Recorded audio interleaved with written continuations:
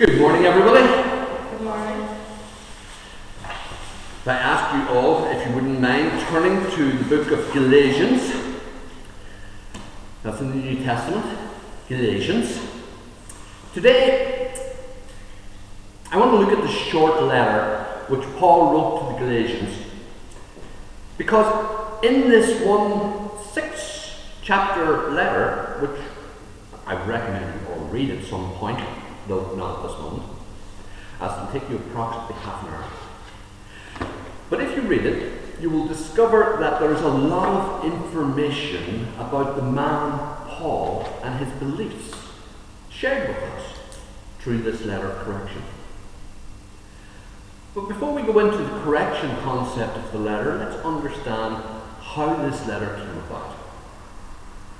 Paul tells us within the letter content that he himself had been sick, not well, when he had come to Galatia. The people had listened to him. They acknowledged that he wasn't in perfect health. They acknowledged his infirmities. And he says that if it had been possible, they would have even taken their eyes and given them to him. Yet they received him not despising his weakness, but as if he had been the Son of God himself. Because the message of hope and understanding that he brought to them totally changed their outlook on life. For Paul, these people were very, very special to him.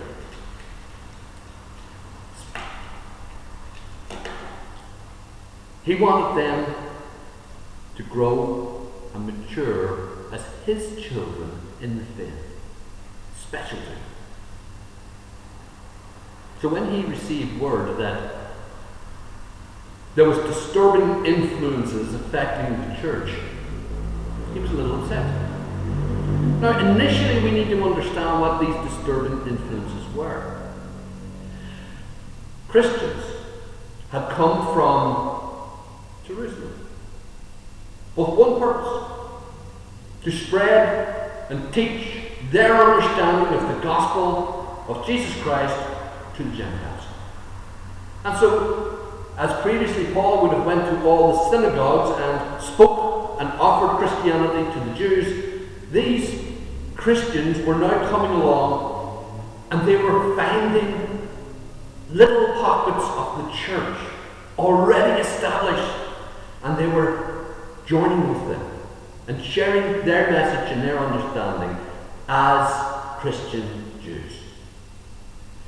So as they were explaining that Jesus was a Jew and how the Jerusalem church was the head church and how everything was organized from there and how everything else was an outreach from Jerusalem, and therefore they presented that they had a dominance, a better ministry, so to speak. But they had a problem. The Gentile churches have a number of main differences, very significant differences from Jewish churches, even Jewish Christian churches.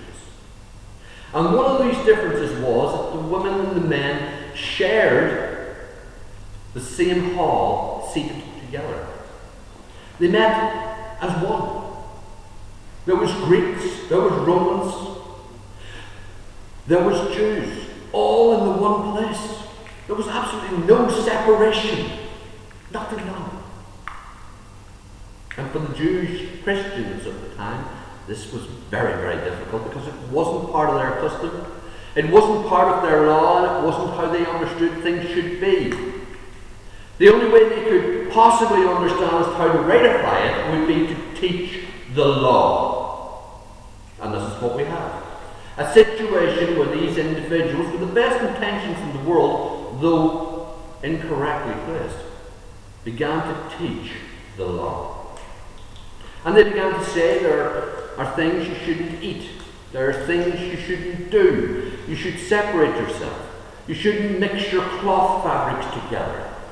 And when you're out in the marketplace, when you come in, you should ritually start to wash your hands. You don't eat unless you wash your hands 7 times. And they began to teach all of these customs and regulations that they had been taught and explained to them over the years. And finally they got to the point that true Christians are separated, made holy by Christ, and as such we should carry the mark of that separation as it was given initially by Moses, and then for they taught circumcision. To the Galatians, Paul was a Jew. They knew he had used similar language with them when he told them about the wonderful message of salvation as the truth. He understood all of these things. They were taught to the highest degree. But he had not insisted that they should change and accept Jewish practice in any way whatsoever. He told them that God broke down the wall of division through Jesus Christ. That he made women and men equals. He said that the Jew and the Greek, or if we like the Gentile, were no different in the eyes of God, as all through Christ became his personal children. And that was the wonderful difference of the gospel. But that was not being now explained to the Galatians. Because the Jerusalem church had been recognized as the mother church, it was natural for these Galatian Christians to believe that what they were being told was true, that it was a necessary part of their relationship with God. So they began to agree to becoming circumcised, to separating themselves into different groups, to avoid certain foods, and to take on all the ritual of the Jewish religion. Until somebody wrote to Paul. When Paul heard what was happening, he was enraged. We don't fully get the concept here as we read Galatians of how Paul was feeling, but sometimes if you read some of the older versions that have been wrote in, shall we say, less PC English, we get the idea that he is not a happy man at all. And the reason he's not happy is because he sees this in a very simple way. Before Christ, you could become a servant of God. You could be hired by God. And he would put you to work in his field. And you would benefit from all his bounty and all his glory as his servant. But through Jesus Christ, God was not calling you into his house to be a servant, but rather he was revealing that you were his children. Well, when we are young, Paul said, it's hard to distinguish between the role of the child and the role of the servant, because the child, until it comes to understanding, is treated like a servant. And that was the purpose of the law, to bring us to an understanding of the need of the fullness of Christ. But once Christ has been revealed, once that has happened, we are then to be brought into the family as children. To put aside the teachings that were instructing us, which we were subject to, because we are now meant to take on the responsibilities of the family. So Paul's looking at this from two different ways. He's saying, before you were separated, but now you have been joined to God. Before you were separated for special use, taken out of this world and put to one side, anointed for the purpose of serving God. But now you have been taken and brought into the very family of God through Jesus Christ. There is no need for a red bud to be sacrificed, burnt to ashes, and those ashes to be used in purification, in preparation for a people.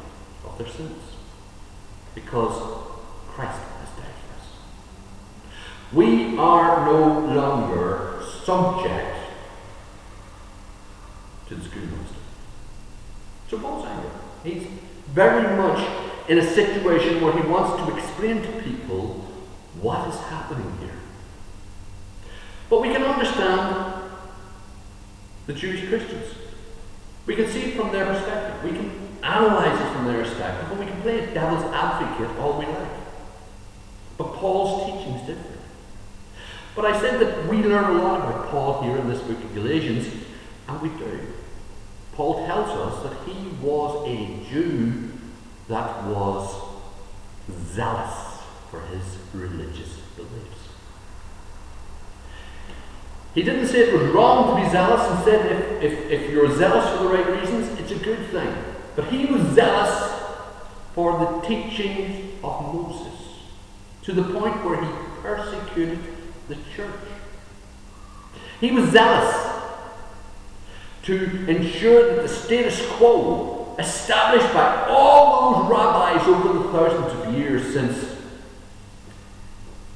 the law had been given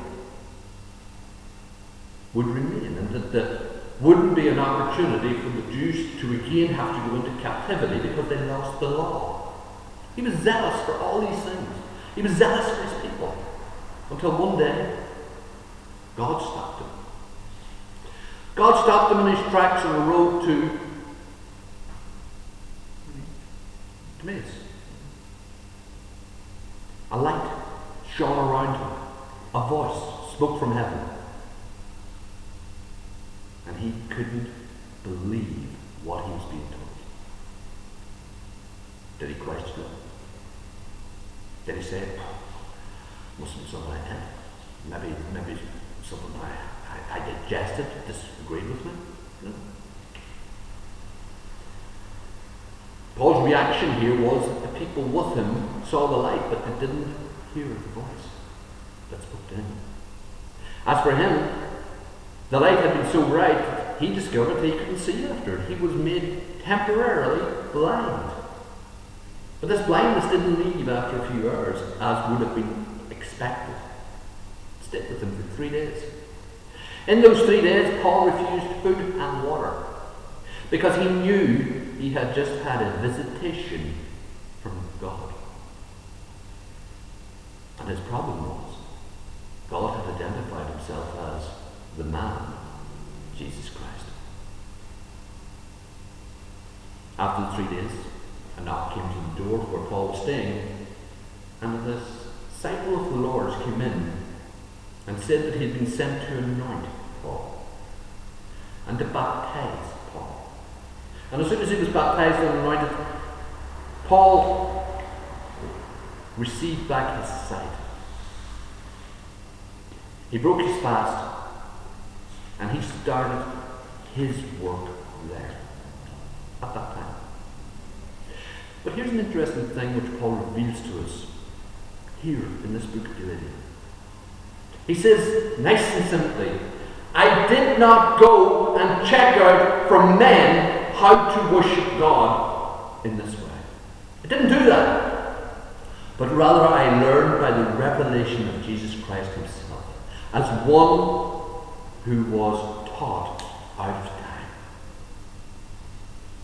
It is Paul who reminds us, of course, that there was a total of approximately 500 individuals, witnesses, who had seen Jesus Christ alive after the crucifixion. 500 witnesses. The Jewish law, which Paul was an expert in, commands us to accept the witness of 2 or 3. A lot of people overlook that. It doesn't suggest that you should maybe listen to them. It tells you you must accept the witness of 2 or 3. You don't have to accept the witness of 1, but you do have to accept the witness of 2 or 3. So if you meet 2 or 3 good people who are reliable sources and recognized as such, and they make a declaration of an event that has happened, it is expedient for you to believe it. Paul said, we don't have 2 or 3. 500. 500! You know, I was thinking about today, our era, what we have grown up into, how our modern society works. And I realised that I've often heard testimonies by 2 or 3 people, and I've totally rejected it because it's so far-fetched. I don't believe testimony of 2 or 3 people. 2 or 3 people tell me that they saw UFOs coming down from space, and it landed in a small American town and made a big difference. I find that very hard to believe. Yet they maintain it faithfully that it happened. If I'm under the law, I'm guilty because I can't believe those witnesses, and they're more than 2 or 3 as well. You see, there's things that we hear and we're told by 2 or 3 witnesses that we can't believe because they don't make sense to us. If you met a man who came and had the reputation and had letters with him that he could imprison Christians, had suddenly changed his mind and become a Christian because of an event which happened on the road, even though he'd been made blind and people with them were able to witness that they saw the light but didn't hear what the voice spoke to him, would you believe them? Many of the Christians whom Paul would have been expected to go and talk to and discuss wouldn't have believed him either. So Paul went in, not for years. He didn't go to Jerusalem initially for 3 years, and he went further, I think it was 15 years before he went back. Just to check that what he was doing was right. So Paul had this idea in his head of what it meant to be a Christian. And he had an understanding of what it meant to be a Jew. But he saw that while the two are related, they are not compatible. Because one is a servant and the other is the free owner, the freeborn. Again, in Galatians, Paul brings us across. He says, have you not read that Abraham had 2 wives? 2 children, one to the bondwoman and one to the free. And he said, have you not read that the child of the bondwoman, which was just as much Abraham's child as the child of the free one, persecuted the child of Christ? And the command from God was that she should, along with the child, be put away. To a Jew, coming to that understanding, realizing that the bondwoman represented Jerusalem and the Jewish faith, and that the free woman represented Jerusalem from above that is to come as the King of Christ. This is startling. Would you have believed him? For many of the Jewish Christians I'm speaking about here, they have great difficulty with Paul's teaching, because he appeared to turn their belief structure upside down. Their system of belief was totally, always separation. You have to separate yourself from all the nations and people around you. They said, this is in the law. That we obey the law teaches us about God, therefore we have to separate ourselves. But they separated themselves physically. Paul didn't disagree.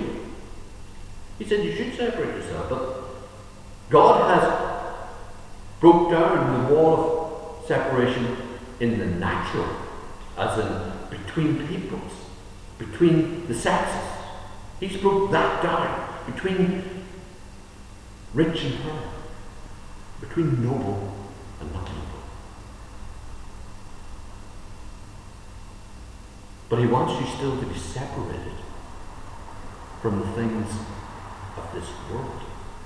And it was interesting, but that was where Israel, the Jewish nations, always fell down. They could understand the separation of themselves from the other nations. They could keep themselves from participating in the pagan rituals and aspects with strong discipline of law, but they couldn't keep their nose out of politics with all the different nations. They would go to war. They would agree to support this cause or that cause. They were proclaiming themselves as greater and mightier than all the rest of the nations around them. They never realized that the spirit of separation was from the world, not from each other, which Paul was trying to bring across. When God opened Christianity to the Gentiles, he embraced the Gentiles over the Jews, so that the Jews would realize what God was saying to them. They had been chosen for a purpose which they didn't fulfill. Therefore, to make them jealous, he opened salvation to us. He didn't reject them. He just wants to get their attention. We could be foolish and say that it's a bit like a marriage. Sometimes one partner might think that the other partner's not giving them enough attention, that they're not spending time with them, that somebody else has got between them. And so what the partner will do, who's feeling slightly put off, is they will begin to show attraction towards something else, hoping that their partner, who has been distracted, will notice and start to get jealous and give them more attention to win them back. Doesn't always work. Soap operas, there's a lot of put up against it. So terrible. But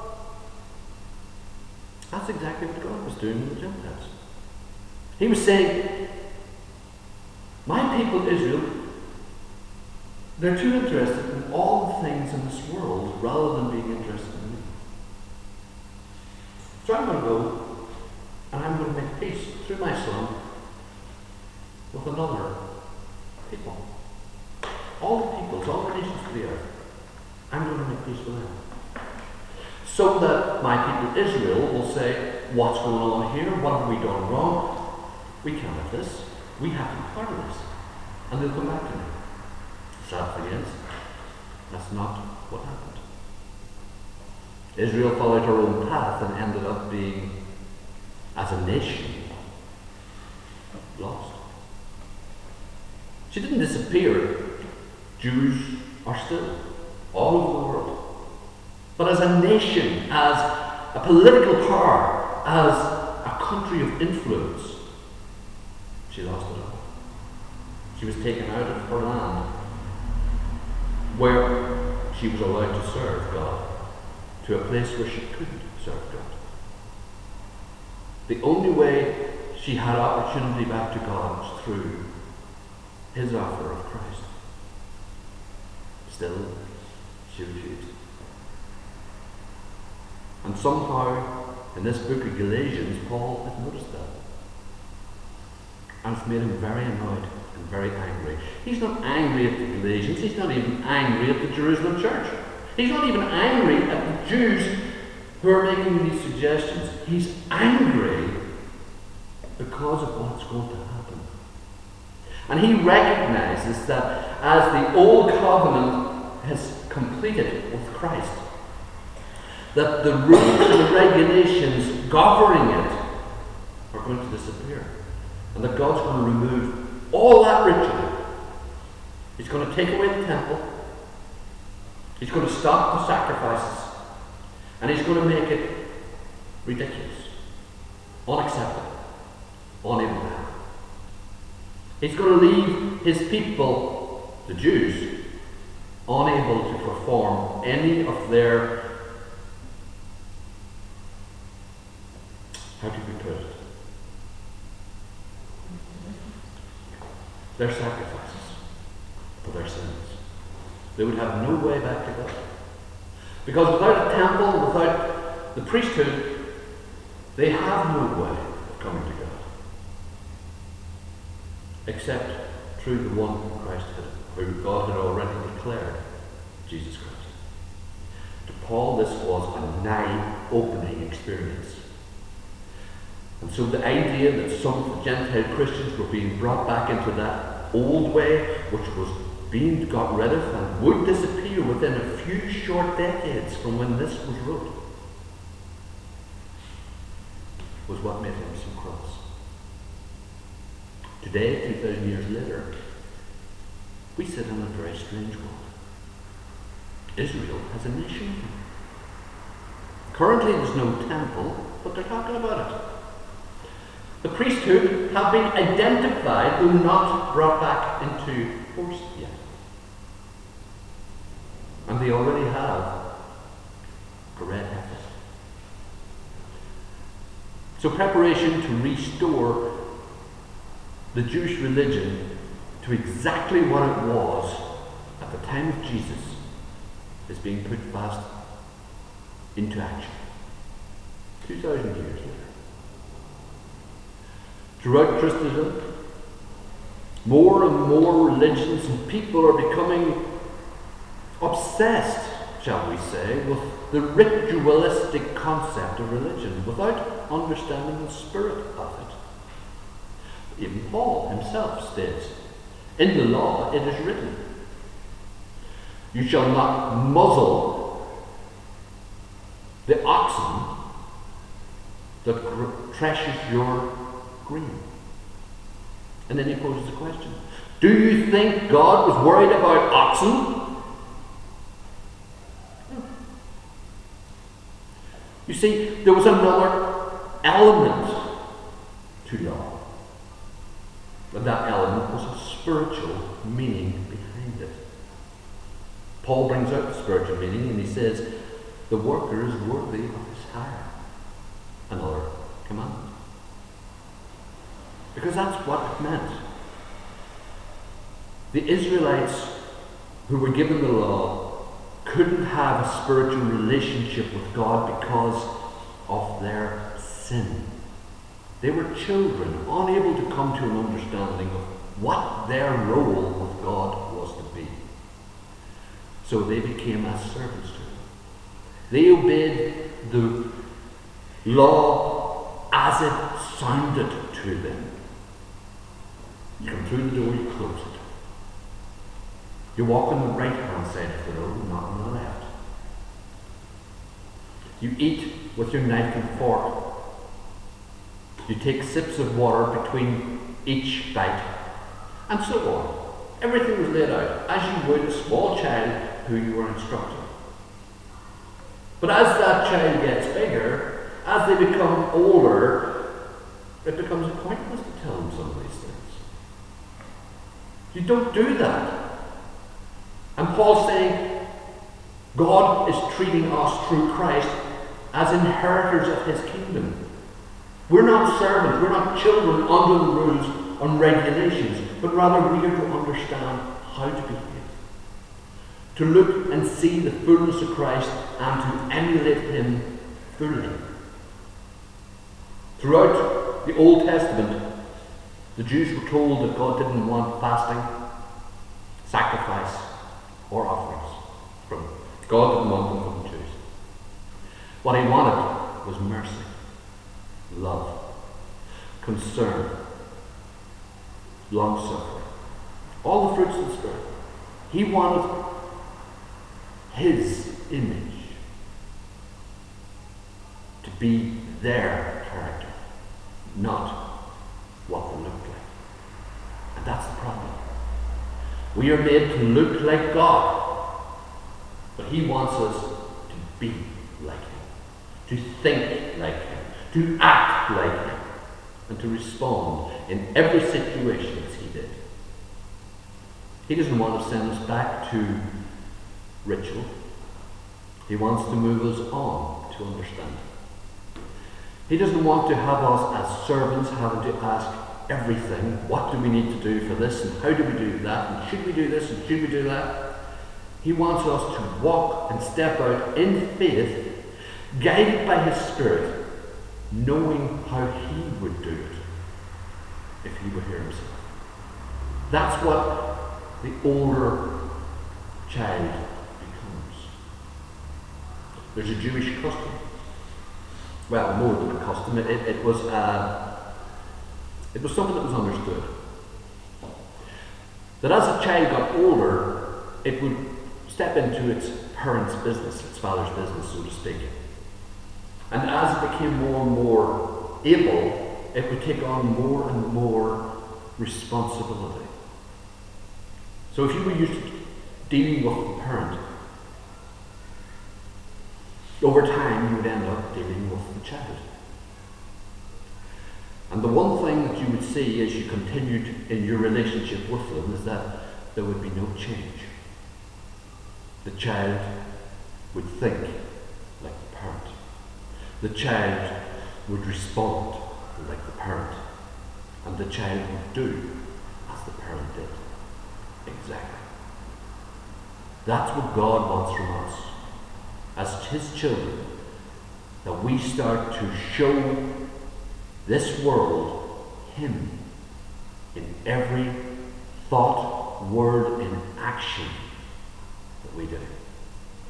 So we learn a lot from Galatians. We learn a lot from Paul, even when he's angry. We see the perfect nature of God, and we realize we are not servants. We are His children.